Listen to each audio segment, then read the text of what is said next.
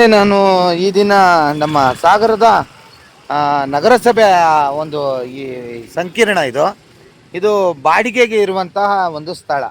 ಇಲ್ಲಿ ಭಾಳಷ್ಟು ಕುಟುಂಬಗಳು ತರಕಾರಿ ಮಾರ್ಕೊಂಡು ಇದಾವೆ.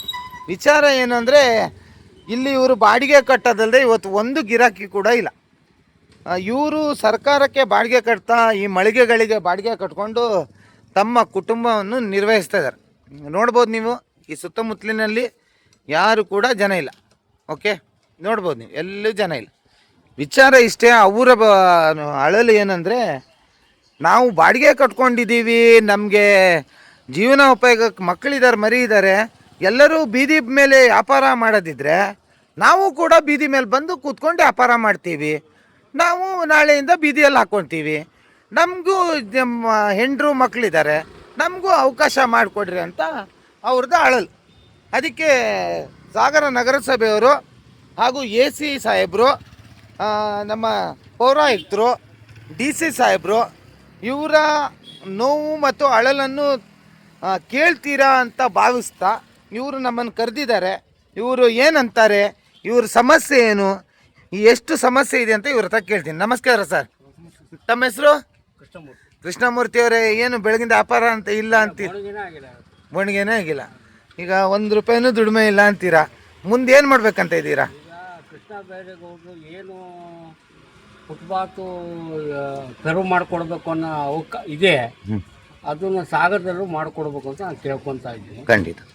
ಆಮೇಲೆ ದಕ್ಷ ಅಧಿಕಾರಿಗಳು ನಾಗಪ್ಪನವರು, ಅವ್ರ ಬಗ್ಗೆ ಗೌರವ ಇದೆ ನಮಗೆ. ನಮ್ಮ ಶಾಸಕರ ಬಗ್ಗೆ ಗೌರವ ಇದೆ. ಮುತ್ಸದ್ದಿ ಕಾಗೋಡು ತಿಮ್ಮಪ್ಪವ್ರ ಬಗ್ಗೆನೂ ಗೌರವ ಇದೆ. ಅವರು ಸ್ವಲ್ಪ ಇದ್ರ ಬಗ್ಗೆ ಜವಾಬ್ದಾರಿ ತಗೊಂಡು ಸ್ವಲ್ಪ ಒಂದು ಒಳ್ಳೆ ತರಕಾರಿ ಮಾರುಕಟ್ಟೆ ಮಾಡಿಕೊಡ್ಬೇಕು. ಎಲ್ಲ ಇದೇ ಸೂರಡಿಗಲ್ಲಿ ಎಲ್ಲರೂ ಬದುಕಬೇಕು ಅನ್ನೋ ಒಂದು ಅವಕಾಶ ನಾವು ಕೇಳ್ತಾ ಇದ್ದೀವಿ. ಅಂದ್ರೆ ನಿಮ್ಮ ಉದ್ದೇಶ ಅವರು ಬದುಕಬೇಕು, ನಾವು ಎಲ್ಲ ಬದುಕಬೇಕು, ಒಂದು ಸೂರ್ ಮಾಡಿಕೊಡ್ರಿ ಎಲ್ಲರೂ. ಗ್ರಾಮಾಂತರದವರಾಗ್ಲಿ, ಹಳ್ಳಿ ಪ್ರತಿಭೆಗಳಾಗ್ಲಿ ಎಲ್ಲರೂ ಬಂದು ಇಲ್ಲೇ ಬದುಕಲಿ. ನಾವು ಯಾರಿಗೂ ನಾವು ತೊಂದರೆ ಕೊಡೋಲ್ಲ ಸರ್. ಇಲ್ಲಿ ನೋಡಿ ಸರ್, ಬೆಳಗಿಂದ ನೀವು ನಂಬ್ತೀರಾ ಇಲ್ಲ, ₹200 ಇದೆ ಸರ್ ಕ್ಯಾಶಲ್ಲಿ. 20,000 ರೂಪಾಯಿ ಇಲ್ಲಿ ನಾವು ಬಂಡವಾಳ ಹಾಕೊಂಡು ಸಂಬಳಕ್ಕೆ ಏನ್ ಕೊಡ್ಬೇಕು, ಹುಡುಗರಿಗೆ ಸೌಕರ್ಯ ಏನ್ ತಗೊಂಡು ಹೋಗ್ತಾರೆ, ಮಾಲೂರಿಗೆ ಏನ್ ಕೊಡ್ಬೇಕು ಸರ್, ನೀವೇ ಹೇಳಿ ಸರ್. ಪೋಸ್ಟ್ ಆಫೀಸ್ ಸರ್ಕಲ್ ತುಂಬಾ ಜಾತ್ರೆ ಇಲ್ಲಿ ಇಲ್ಲ ಅಂದ್ರೆ ನಾವಾಗಿ ಮಾಡೋಣ, ಎಲ್ರಿಗಾಗ್ಲಿ. ಇಲ್ಲ ಅಂದ್ರೆ ಒಂದು ಮಾರ್ಕೆಟ್ ಮಾಡ್ಕೊಳ್ತೀವಿ. ಇಲ್ಲ ಅಂದ್ರೆ ನೀವೇ ಹೇಳಿ ಸರ್ ನೋಡೋಣ. ಒಂದು ಟೈಮಲ್ಲಿ ಈರುಳ್ಳಿ, ಆಲೂಗೆಡ್ಡೆ, ಬೆಳ್ಳುಳ್ಳಿ ಮಾರಬಾರ್ದು ಅಂತ ಆಗಿತ್ತು. ಖಂಡಿತ. ಬರೀ ತರಕಾರಿ ಅಂದ್ರೆ ನೀವು ಹೇಳೋದೇನು, ಸಾಗರ ಸುತ್ತಮುತ್ತಲಿನ ಸ್ಥಳೀಯರು ರೈತರು ಮಾತ್ರ ಅಂತ ಇತ್ತು. ರೈತರ ಬಗ್ಗೆ ನಮ್ಗೆ ಅಭ್ಯಂತರ ಏನಿಲ್ಲ ಸರ್. ಅವ್ರದ್ದು ಏನಿರುತ್ತೆ ಸರ್, ಒಂದು ಮುಳ್ಸೌತೆ, ಒಂದು ಮೂಲಂಗಿ, ಒಂದು ಬೀನ್ಸ್ ಅಷ್ಟೇ. ವ್ಯಾಪಾರಸ್ಥರು ತೆಗಿಬೇಕಿಲ್ಲ ಅಂದ್ರೆ. ಇಲ್ಲ ಅಂದ್ರೆ ಅವ್ರು ಬಂದಿಲ್ಲ ಹಾಕೊಳ್ರಿ, ಎಲ್ರಿ ವ್ಯಾಪಾರ ಇಲ್ಲ ಅಂತ ಹೇಳಲ್ಲ. ಅವ್ರ ಅಪ್ಪಂಗೊಂದ್ ಅಂಗಡಿ, ಅಪ್ಪಂಗೊಂದ್ ಅಂಗಡಿ, ಮಗಂಗೊಂದ್ ಅಂಗಡಿ, ಕೆಲಸ ಹುಡುಗ ಅಂಗಡಿ, ನಾವೆಲ್ಲ ಎಲ್ಲಿ ಹೋಗ್ಬೇಕು ಸರ್? ನಾವು ಬಾಡಿಗೆ ಕಟ್ಕೊಂಡು ಇಲ್ಲಿ ಬಿಸ್ನೆಸ್ ಇಲ್ಲ, ಏನಿಲ್ಲ, ಏನ್ ಮಾಡ್ಬೇಕು? ನೀವೇ ನೋಡ್ತಾ ಇದ್ದೀರಲ್ಲ, ನೋಡ್ಬೋದು ಜನರು, ಇವ್ರ ಗೋಲ್ಡ್ ನೋಡ್ಬೋದು. ನೋಡ್ರಿ ಸರ್, ನಮ್ಗೆ ಹಬ್ಬ ಒಂದು 100 ಎಲ್ಲ ನಮ್ಗೆ ವ್ಯಾಪಾರ ಇಲ್ಲ ಅಣ್ಣ. 100 ಎಲ್ಲ ಆರೋಗ್ಯ. ಇನ್ನೊಂದು ಸರ್, ಇದು ಬಾಳೆಎಲೆ, ಅರ್ಶಿನ ಕುಂಕುಮ ಹಂಗೆ ಬಿದ್ದಿದೆ ನಮ್ದು. ನಾವು ಯಾರಿಗಿಲ್ಲ ನಾವು ಉತ್ತರ. ಅಲ್ಲಿ ನೋಡಿದ್ರೆ ಜಾತ್ರೆಯಲ್ಲಿ ಪೋಸ್ಟ್ ಆಫೀಸ್ ಸರ್ಕಲ್ ನಲ್ಲಿ ನೀವೇ ಹೇಳಿ ಸರ್, 3 ಅಂಗಡಿ ಇದೆ. ಕಣ್ಣೀರು ಬರುತ್ತೆ ಸರ್ ನಮ್ಗೆ. ಒಂದು ಸೌಕಾರು ಅಲ್ಲಿ ಕಟ್ಟೆಗಳು ಹೋಗಿ ಕೂತ್ಕೊಂಡು ಪಾಪ ಬೇಜಾರಾಗ್ಬಿಟ್ಟಿದ್ದಾರೆ ಅವರು. ಏನೋ ಮಗ ಇದು ವ್ಯಾಪಾರ ಹೆಂಗೋ ಮಗ ಬರೋದು ಅಂತ. ಈಗ ನಮ್ಮೆಲ್ಲ ಅಂಗಡಿಗೆಲ್ಲ ಬಿಟ್ಟು ಹೋಗ್ತಾರೆ ಸರ್ ಅವರು. ಏನು ಉತ್ತರ ಕೊಡ್ಬೇಕು ಸೌಕರ್ಯಗೆ? ಖಂಡಿತ. ನೀವೇ ಹೇಳಿ ಸರ್ ನೋಡೋಣ. ಖಂಡಿತ ಇದ್ರ ನಮ್ಗೆ ಇಲ್ಲ ಸರ್, ನೀವು ಏನಾದ್ರು ನಮ್ಗೆ ನ್ಯಾಯ ಬೇಕು, ಇಲ್ಲ ಪರಿಹಾರ ಬೇಕು. ಖಂಡಿತ ಇದು ಅಷ್ಟೇ ಸರ್. ಇಲ್ಲ ಇಲ್ಲ ನೀವು ಈ ತರ ಬಂಡವಾಳ ಹಾಕೊಂಡು ಹೊಟ್ಟೆ ಇದು ಬರ್ತದೆ ಸರ್ ನಿಮ್ಗೆ. ನೀವು ಬೀದಿ ಮೇಲೆ ಕೂರೋದೇ ಹಾಗಾದ್ರೆ ಬೆಳಗಿನ ಬೋರ್ಡಿನ ಮಾಡಿಲ್ಲ, ಏನ್ ₹100 ವ್ಯಾಪಾರ ಮಾಡಿದ್ರು ಬೆಳಗಿಂದ. ನಾನು ಡೈಲಿ ಇದೇ ತರ ಪ್ರಾಬ್ಲಮ್ ಆಗ್ತಾ ಇದೆ.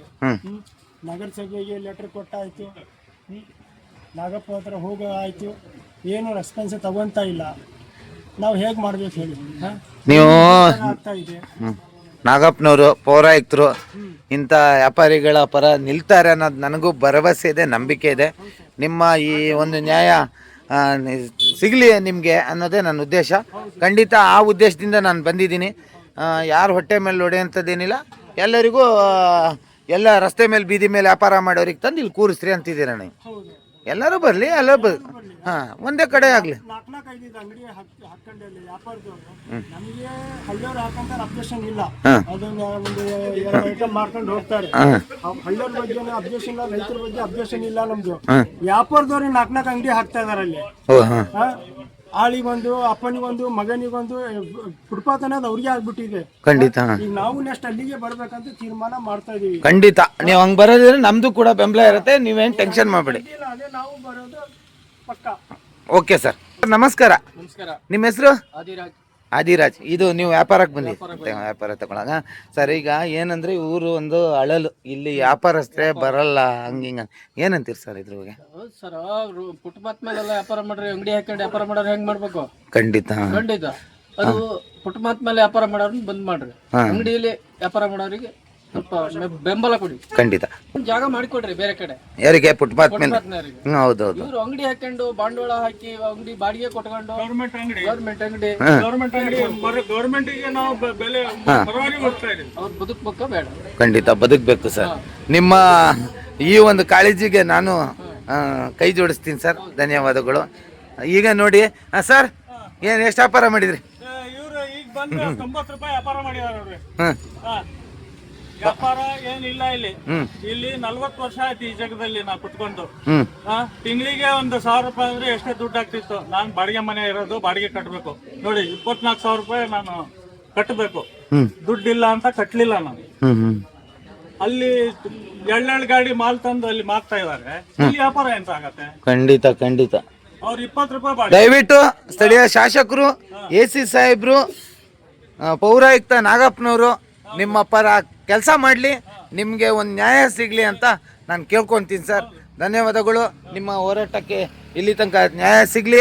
ಇವ್ರು ನೋಡ್ಬೋದು ಸ್ಥಳೀಯರೇ, ವೀಕ್ಷಕರೇ, ಇಲ್ಲಿ ಇಷ್ಟೆಲ್ಲ ಬಂಡವಾಳ ಹಾಕ್ಕೊಂಡಿವ್ರು, ಇಷ್ಟೆಲ್ಲ ಕಷ್ಟಪಡ್ತಾ ಇದ್ದಾರೆ ಅಂದರೆ ನಿಮ್ಮ ಸಹಕಾರನೂ ಕೂಡ ಇಂಥ ಒಂದು ವ್ಯಾಪಾರಸ್ಥರ ಮೇಲೆ ಇರಬೇಕು, ಇವ್ರಿಗೆ ಆಶೀರ್ವಾದ ಮಾಡಬೇಕು ಅಂತ ಹೇಳ್ತಾ ಈ ಸುದ್ದಿನ DC ಅವರಿಗೆ, AC ಅವರಿಗೆ, ಪೌರಾಯುಕ್ತರಿಗೆ, ನಮ್ಮ ಶಾಸಕರಿಗೆ, ಇವ್ರಿಗೆ ಮುಟ್ಟೋ ತನಕ ಇವರಿಗೆ ನೀವು ಟ್ಯಾಗ್ ಮಾಡಿ, ಶೇರ್ ಮಾಡಿ, ಕಮೆಂಟ್ಸ್ ಮಾಡಿ ತಿಳಿಸಿ ಅಂತ ನಾನು ನಿಮ್ಮಲ್ಲಿ ವಿನಮ್ರತೆಯಿಂದ ಪ್ರಾರ್ಥಿಸ್ತೀನಿ. ಧನ್ಯವಾದಗಳು ಸರ್.